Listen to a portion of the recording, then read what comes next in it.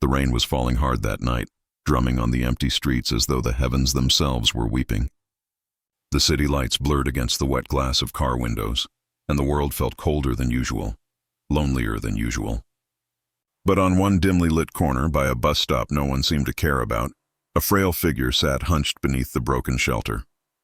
Her hair was soaked, her clothes clung to her thin frame, and her legs, twisted, unmoving, rested lifelessly against the concrete.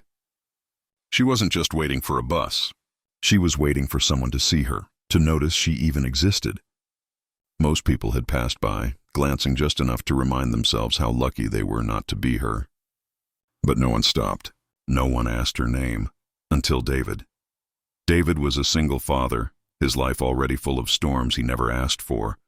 He worked 2 jobs, raised his young son alone, and carried a heart that was tired but still warm. That night he had promised himself he wouldn't stop.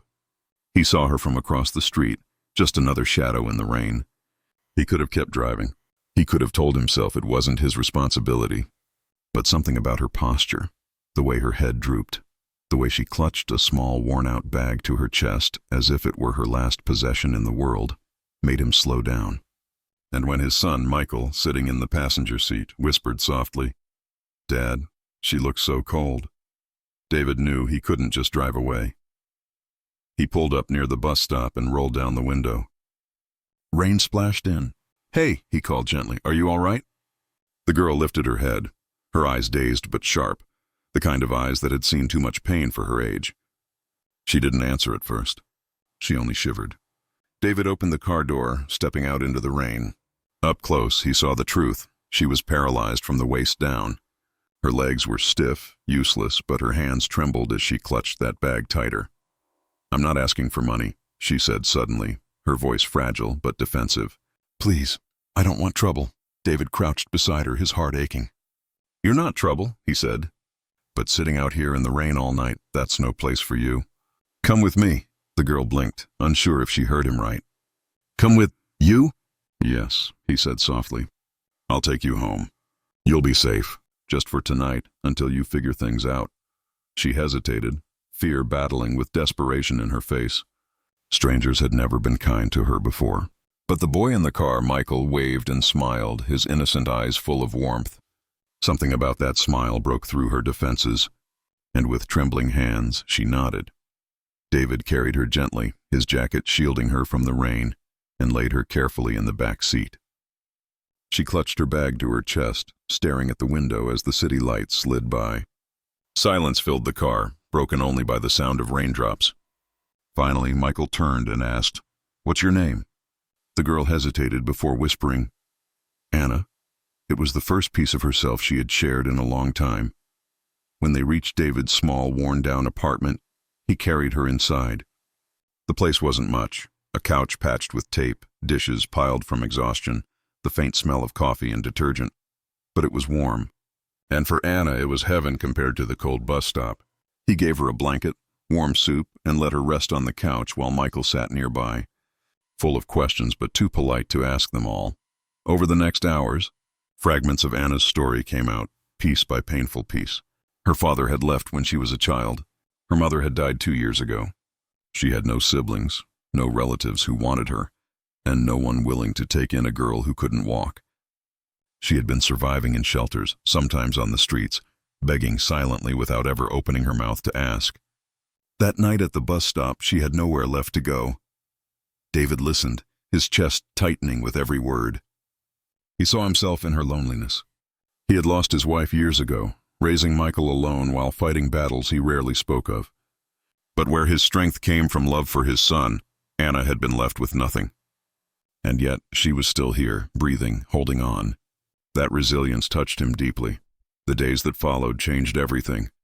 David had told himself it would only be 1 night, maybe 2. But he found himself unable to let her go. He bought her clothes from a thrift store, taught Michael to help her move around safely, and began adapting his small home to make it easier for her wheelchair.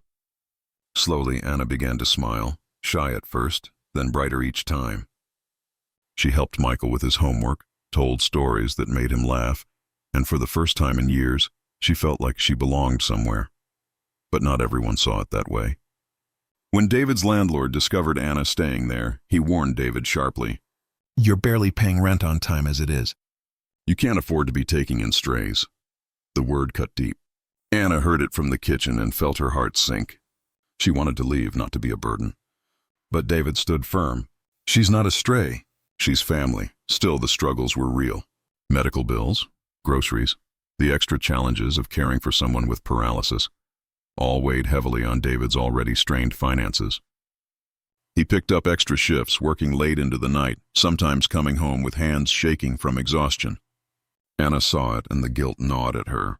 One night, she tried to leave quietly, wheeling herself to the door with tears in her eyes. But Michael woke up and stopped her. "Don't go," he whispered, clinging to her hand. "You're my sister now." That word shattered her walls. Sister. Something she had longed to hear all her life. She stayed, and then came the turning point. One evening, while David was at work, Michael convinced Anna to watch an old family video with him. On the screen was David's late wife, smiling, holding baby Michael, laughing with David. Anna watched the way David looked at his wife, the love in his eyes, and she understood the depth of his loneliness. When David came home later and saw Anna crying, she apologized for intruding on memories that weren't hers. But David shook his head. "No, Anna, you are part of this family now. And my wife, she would have loved you too." The words healed something inside her that had been broken for years. Life didn't magically become easy. They faced nights when the fridge was nearly empty, days when David's body ached from endless work, mornings when Anna's frustration with her paralysis boiled into tears. But together they fought. Together they laughed. Together they learned what family really meant. And then, one quiet Sunday morning, as sunlight streamed through the small apartment windows, Anna sat in her wheelchair, Michael beside her, and David across from them. She looked at the man who had once been a stranger at a bus stop, the boy who had once been just a curious child, and she whispered, "Thank you for telling me to come with you. That night you didn't just take me home. You saved my life." David reached across the table, taking her hand firmly. "No, Anna, you saved ours." The room fell silent, filled with something words could never capture: love, belonging, family. They weren't perfect. They weren't rich. But they were whole, and as the years went by, Anna's story inspired everyone around her. With David's encouragement, she began studying from home, then online. She dreamed of becoming a counselor for children who had lost everything, so no one would feel the way she once did, unseen, unloved, forgotten. Their little family had been built not by blood, but by compassion, sacrifice, and a single choice on a rainy night when one man had the courage to stop. The message is simple, yet eternal. Sometimes the smallest act of kindness changes not just one life, but many. Sometimes opening your door to a stranger gives you the family you never knew you were missing. And sometimes the most powerful words you can ever say to someone lost in the dark are simply, "Come with me."